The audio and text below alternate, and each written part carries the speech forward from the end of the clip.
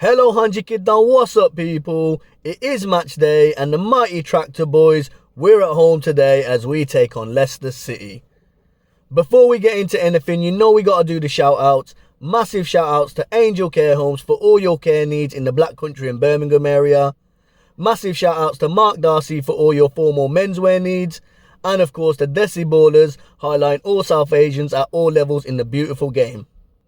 I'll put their details in the description, so make sure you check them out. And if you're brand new here, or if you haven't already, make sure you hit that subscribe button, smash the like button, and turn those notifications on. If you want to, you can support the channel financially as well by using the Ko-Fi link. That's in the description too. But let's get to it then. So I did a match preview in the week with Matt Teagle. He's a season ticket holder with Leicester City. He's seen him in League One all the way up to winning the Premier League, relegation and back in the Prem. Some great analysis there, so if you haven't already, make sure you check that out. I'll put the link in the description for that. But we talked about the scores and we talked about the lineups, and one of the things I would say is I'm going to make a slight adjustment on my predicted lineup, and I think Johnson's going to come in at right back, and then O'Shea to move over to centre back. So other than that, I think the lineup will be the same as I predicted. In terms of the game, you know, Leicester, they've scored in every game so far. So I do think they are going to score. But like I said in the preview, I think we're going to edge this. And I'm going for a 2-1 Town win. So I'm looking forward to the game. I think we can get our first win of the season. So I'll see you all in there.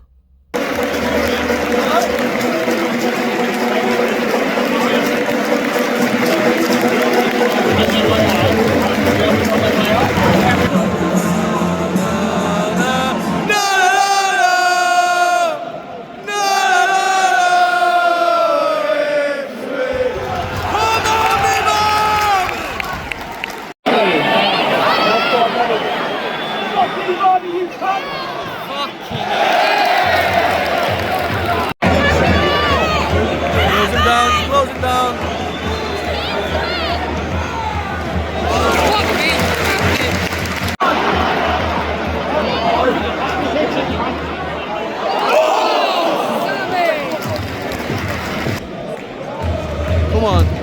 Oh, love that.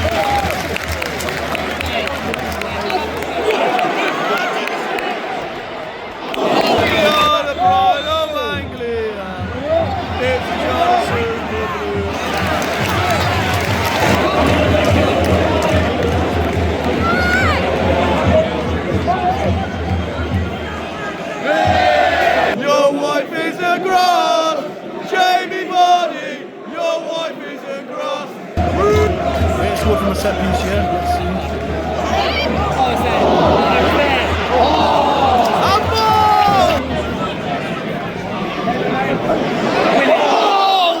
That's a free header. Move! Great ball, that. First there,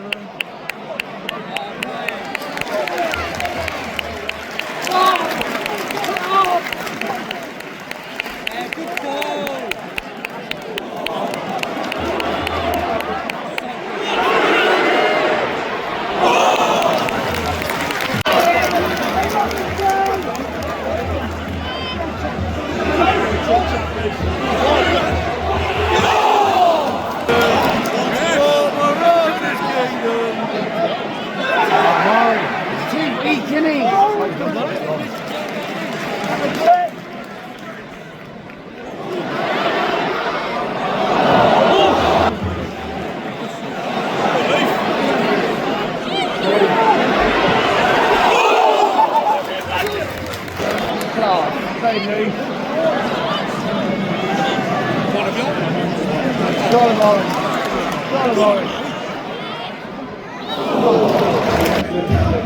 Everywhere we follow, we follow, we follow.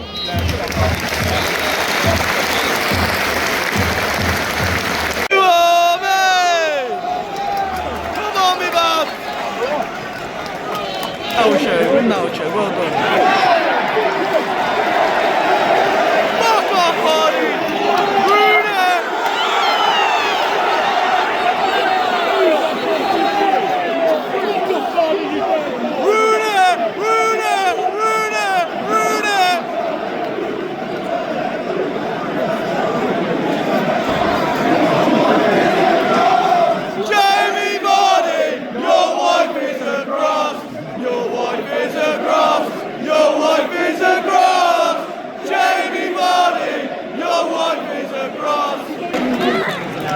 Well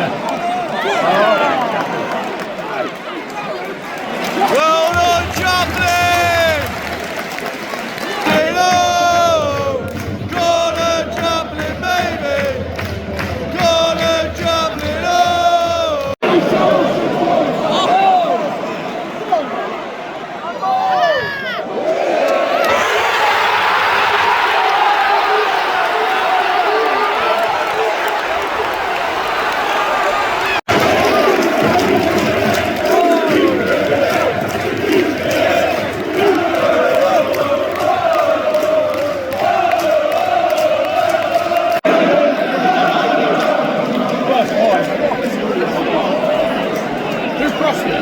Who hit the cross?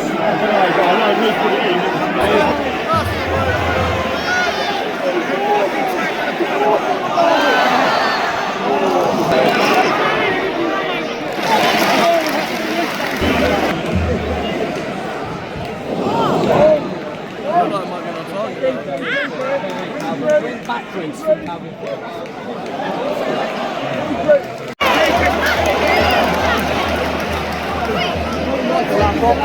Oh, it's all collapsed.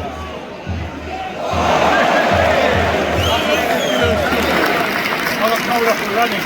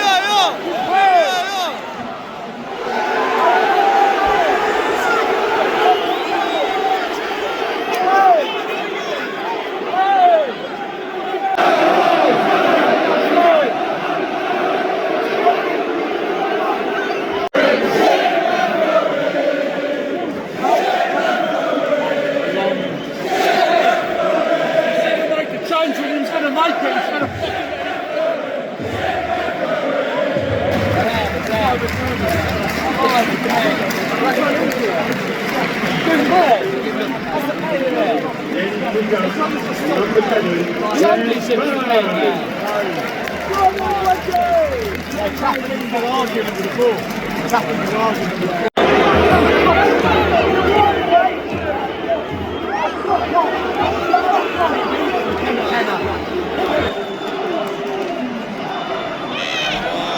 Where's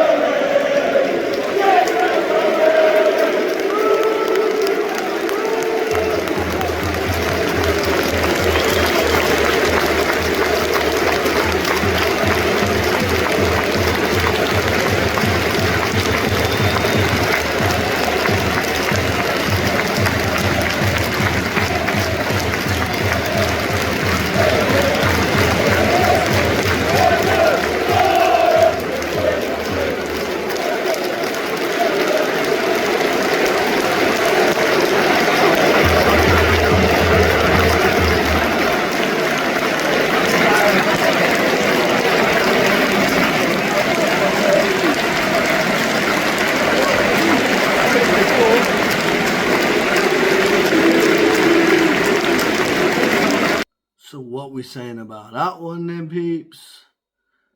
Just got home and thought I'd do this quick little match review. But before we get into anything, if you haven't already or if you're brand new here, make sure you hit that subscribe button, smash the like button and turn the notifications on. But let's get to it then. I'm a bit deflated, as you can tell. Voice has gone as well. Big up the atmosphere. 12th man definitely turned up today. And the game itself, I thought, Leicester started off brighter.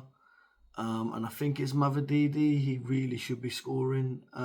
He gets a chance, the ball goes to the back post. He gets a chance and he doesn't put it away. He should really be doing better there. But he doesn't take his chances and we grow into the game. I think, Smodix has a kind of clear-cut header, which he heads over. Very much like, I think it might have been the Villa game as well. And then O'Shea from a corner, he has a shot which is blocked, looked like it's going on target. And then from the following corner, he has a header at the back post, really should be hitting the target. Got a lot of power on it, but didn't really get the accuracy. But we were on top, and I was saying to the guys around me and that, saying, we need a goal before half-time. But we went in at half-time at 0-0, certainly the stronger team. I think any diehard Leicester fan will agree that we were the stronger in the first half. And in second half, we come out. And then normally you're expecting, Leicester, or I was expecting Leicester to come out, sharp on the first sort of 10-15 minutes. And I said we need to weather that storm and get a goal. And they look sharp, the young, I'm not going to try and pronounce his name, but the young Argentinian lad they got on loan from Brighton, who Matt was talking about on the preview I did. He was really sharp. Kept Vardy quiet, which was obviously good. And their wingers, I thought, I'll get to player ratings in a bit, but I thought our fullbacks were phenomenal today. But yeah, we then end up, on top and we're taking our chances. And it's a beautiful ball from Sammy, inch perfect because it just goes over their last man. And Leaf just smashes it first time. I didn't realise I hadn't pressed record on the thing, so I was just, so sorry about that. I haven't really got the goal. I've just got it going in the back of the net, as you've probably seen.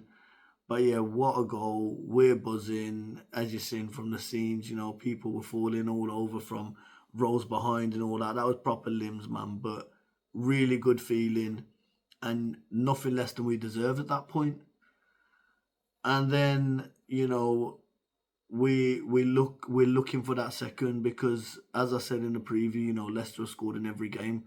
And it was going to be kind of inevitable that they would score.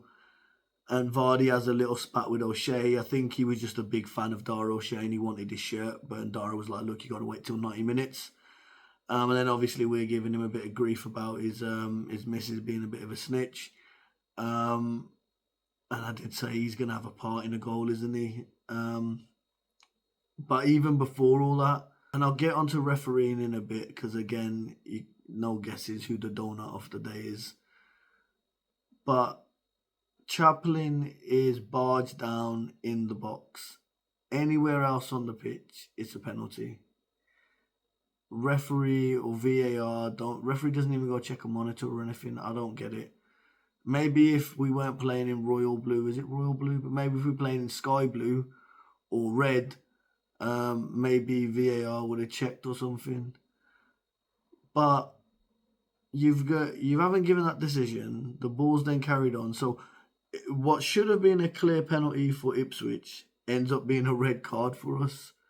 If you've not given that penalty, you should kind of just let that go and maybe I say, okay, here's a foul, no card or whatever. But he kind of the referee doubled down on his mistake. But again, I'll get onto that decision in a bit. So red cards happened and it's like deja vu and, just like last week, we're down to 10 men and we're going to have to defend. And we sat deep and it looked like Chaplin went back into that midfield role next to Sammy. And then Hurst was playing in the 10 and was playing without a striker. And I think that was the formation for the rest of the game. And obviously Jens Kayuste ends up coming on for Chaplin. But then they're knocking on the door, they're getting corners, they're having shots. Ayew's come on, and we know we obviously scored a late winner against Southampton the other week when they snatched the points again. They were poor in that game in the first half, and then second half they were brilliant and they got something. And then Ayew almost gets the goal, but Burgess clears it off the line, well, line-ish. That should have been a warning sign. And then Sammy's bundled over on the halfway line. It's a foul. Like, I'll try and put a clip out somewhere, but the guy's literally got his arms around Sammy. He's giving him like a reverse bear hug, if that makes sense. And it's right in front of the line. Sammy gets bundled over, and then they go down the other end. There's still a lot of football, so I don't think we recover well. I don't think we positioned ourselves well. And then it's a 1-2. It's a really good kind of, that's what Leicester are good at. They're good at getting forward on the break and using that, that intricate 1-2s and beating their man or whatever. And it was, ball into Vardy's feet. Vardy plays it back to Ayew, and he scores a goal. I don't think Muric could have saved it. It's a good finish. I don't think there's any blame for anyone there. It's just a good goal for Leicester. But really and truly, we should have had 11 people on that game. And if we'd have finished with 11 men, or if we'd have had the penalty and gone 2 up or whatever, then, it's a different game. But it's all shoulda, woulda, couldas. Do I think it's a fair result? No, I don't think it is. I think we were the better team. So let's get to some player ratings then. So we could go through the whole team because I thought that starting 11, they were brilliant. But I just want to pick out a couple. Muric, first of all, made some really big saves, especially after all the stuff that happened last week. And, we talk about confidence in these young players. I thought he was brilliant. He commanded his area well. And he was trying to speed up his distribution as well, which was good to see. And like I said, he made some really big saves. So I thought he did well. Chaplin, I thought Chaplin was brilliant today. I've been banging the drum about him for a while, been saying he needs to play, been saying how he's suited to Premier League football, and he's proved that. He proved it last week. He proved it again today. He did everything bar score a goal. And you know what? If he'd have got that penalty, he'd have probably put it away anyway. Sammy, probably one of the best players on the pitch. And to be honest, it was between 3 players. The 3 players I'm about to mention for man of the match. But I thought Morsey was brilliant. He, again, turning on a diamond. Gets the team forward. Great ball for the assist as well, for Leaf's goal. Leif Davis, that's a goal and assist for him this season. Brilliant finish, but getting forward, he was brilliant, and defensively. I've talked previously about how good he's become defensively lately and at Premier League level. It's only a matter of time before he's in that England team. For me, man of the match is Mr. Ben Carfu Johnson. He's had his critics this season. He's not had the greatest of performances previously, but that was his best performance in the Town Top. And for me, he was man of the match. Everything he did, he was first to the ball, he was getting seconds on it, he was getting forward, he was finding the passes, he was finding the interceptions. He was just really, really good today. So yeah, Ben Johnson, man of the match. Today's donor of the day is none other than Tim Robinson. Tim Robinson has already refereed us this season on the first game of the season against Liverpool. Not much controversy there, although it did kind of tell a tale. It should have been a bit of a warning sign the way he was all over Virgil. He was fanboying over Virgil van Dijk.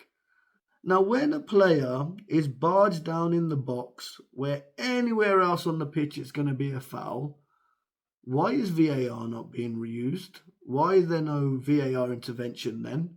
It can intervene on a foul outside the box at Brentford last week and give a penalty, but when there's a foul inside the box, it can't intervene. Why?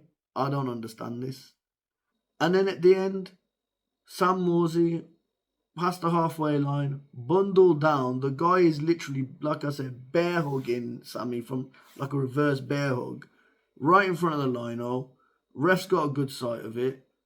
and you're not given a free kick and you carry on. Like, I don't understand it. There was so many times where players were chopped down and it was just like, referee went Stevie Wonder. I don't understand what the referees do. You know, maybe we need to seriously look at saying just have referees for the top 6 teams. Everyone else will get AI to referee, right? We don't need anything else. Or we'll get a fan from each team to run the line. You know what I mean? Because they'll probably give a more honest decision than any of these officials can. And that's the sad thing. You know, the sport we love is being ruined by a few fanboys. And Howard Webb and all the rest of it, they put this shield up around them where if you criticise them, criticise. That's the madness. Never mind any derogatory things or whatever, right? If you just simply level any criticism at a referee, you will get some sort of ban or fine or whatever. Like, there's a zero tolerance on criticism. Effectively, what we've done is we've made referees and officials above the law. And it has to stop. And I have it on good authority that Ashton has been on the phone to Howard Webb today, possibly during the game as well. Because let's be very clear, I know there was a vote over the summer about the use of VAR, and apart from Wolves, everyone voted for VAR, including us. And now we've seen all these decisions against us. But what was pitched in the summer, is my understanding, is what was pitched in the summer, and I'm not going to get into details or whatever, they're all online, you can find it all there.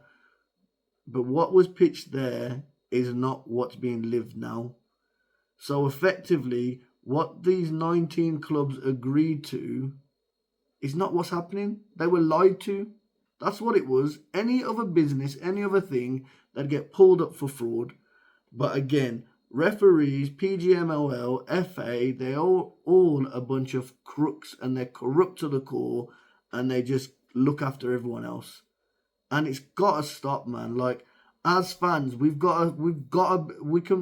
can do more than just call the referee names in the ground. We need to do something. I don't know what the answer is, but we got to save our game, just like we did from the European breakaway crap or whatever. Referees, Howard Webb, and PGMOL are a cancer that is killing our game. I'm still just about clutching on to that. I know it sounds silly, but that top 14, you know, I don't know whether it's delusion or whatever, but I just feel that a win is around the corner and then other things are going to come. McKenna's talked about it time and time again before, season upon season, about building the foundations in the earlier part of the season. There's lots to be seen, you know, the way the players are gelling as well, that famous word gelling, but there's lots of positives. And like I said, when that first win comes, the rest will as well. But yeah, it's a tough one to take. It's another point on the board. Oh yeah, and shout out Ahmed and the team at Kervan Kitchen, the Turkish eatery out on Cardinal Park. We went for some food there. I'm going to try and put some video of, you'll see a nice little chicken grill, I think I went, or mixed grill or whatever we went for. But yeah, really, really good food there. Great atmosphere, great staff. Definitely recommend it, and I will be back there soon as well. And they haven't even paid me for this. They didn't even give me a discount. You know what I mean? I didn't even get a little 10% discount on the receipt. But yeah, man, big up them as well. Keep the faith. And I will be dropping a Tottenham preview.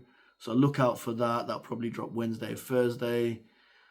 But yeah, man, I'll catch you all at, well, it's not White Hart Lane. It's called the Tottenham Hotspur Stadium. Catch you next week, peeps.